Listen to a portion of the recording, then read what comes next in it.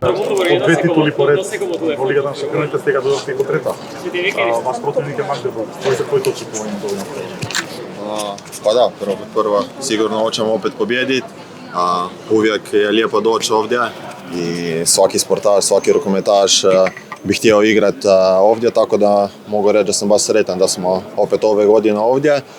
Igramo protiv Magdeburga, protiv kojim smo 2 puta izgubili na Super Globu, tako da sigurno nas čeka jedna ozbiljno teška utakmica.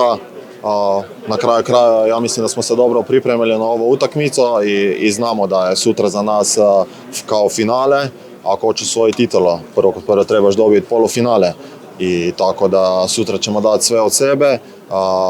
Kao što sam rekao, čeka nas ozbiljan protivnik koji igra baš dobro u napadu, puno igra 1 na 1, puno trče kao mi, tako da sigurno nas čeka jedna interesantna utakmica. Како што напомена, 2 пати загубивте од Магдебург, тимот нивен не е многу променет. Може ли тоа психички да влијае малку на вас, ете да ви даде уште дека сте изгубиле 2 пати од нив, па дека и сега нема да може да ги совладате?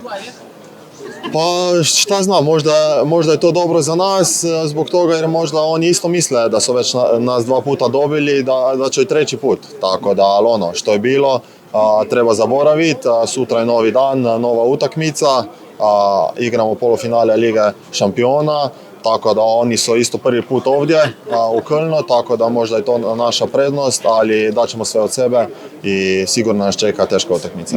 Очекуваш ли дека германската публика ќе навива за Магдебург и она неутрална, дека ќе имате публиката против себе? Pa da, sigurno će svi biti protiv nas, to je normalno, ali na kraju ja uvijek kažem da je najbitnije da je uz nas oni ljudi koji nas vole, koji nas prate cijelu godinu, a to je familija, žene, djeca i ako ih je to samo 10, to je za nas dosta. Hvala ti. Hvala.